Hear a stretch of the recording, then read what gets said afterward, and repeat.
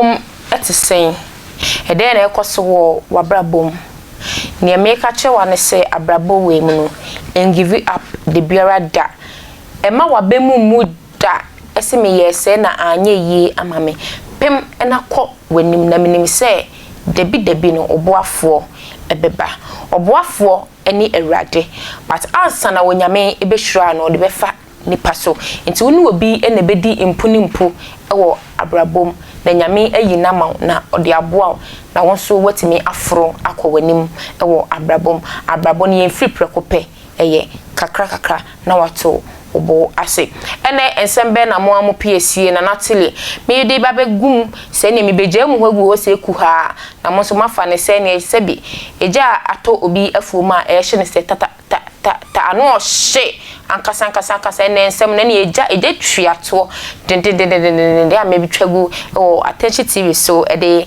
amamo ene de na ekoso ye maame Agradaa Ghana sa wodana se wo sori na wante Agradaa din a ne chese bibi esi wo Ghana de bia ye da sori a Agradaa din yeti no oman Ghana mene de de ene na yenya ye maame Agradaa akakopie ewo court na ene de okọ court de na okoye o court o the Bible no akọ court o de nyame asem akọ court ene momyenko tie ensem no kro kan ye krampo na Rev Owusu Bempah semia ekoso wo oman Ghana na de wakọ court na akodi wasem a onu hu na wodi kwakọ preachi ewo court momyenko na yenko tie embra I am akaba injas ye me boko die so aka say 49 44 14 emo die senate bibi aye boko up to now for solutions are more filing disclosures and no funny saying it's over to them say no they more juma meet me can be alpha the juma said the court give me dates and I come with my lawyers but whatever they have to do with the dates but and now what by many my minister this question now never recognize the Owusu Bempah case over the same court 10 na ba ko court 2 enura de wo court 2 ne discharge no ne wo court 10 no about 2 weeks ago you discharge no meaning say what here court 10 de ne meaning so you complainant I was seeing what here same as me obi so means me come here because a court issue okay it's the court be can and then I you be train to see that court be sign akase bia yen sign emra court Mama, where the young fat and ma abo bakunkunu mami no. Okay. Yanya nti yese bi mu chemu se ukunu waton ukas bi ne. It's not true. It's not true. I'm saying my video cry clear say enya no cry. Then you know my husband is a pastor and he's a very lovely husband to me. Yes. And he supports me. Any problem here me community, you know. I don't know nipa will create they fabricate and put that story. That's my husband.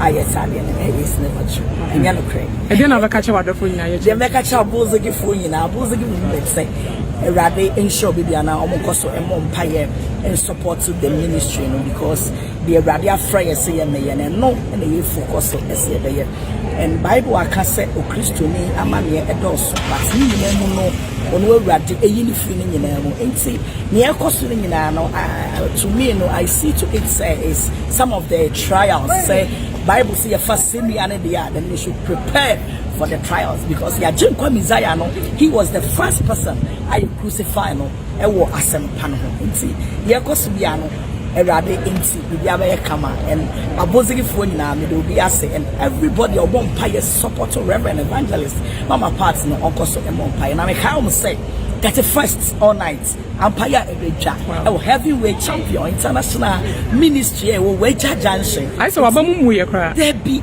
it's as say Jesus Christ na bamu amuda it's yenya ye di Yesu achi no e wo se akokudura awurade de ma Elisha no sa akokuduro no a na Kristo e de amayen it's as say Jesus Christ na bamu amuda it's yenya ye di Yesu achi no e wo se akokudura awurade de ma Elisha no sa akokuduro no a na Kristo e de amayen it's only pa bia wo di Kristo achi pia no e se wabamu no matter what the situation we have to stand for God for the gospel to go far. Reverend Mama Pats, aka Mami Agradaa, aka Abozege.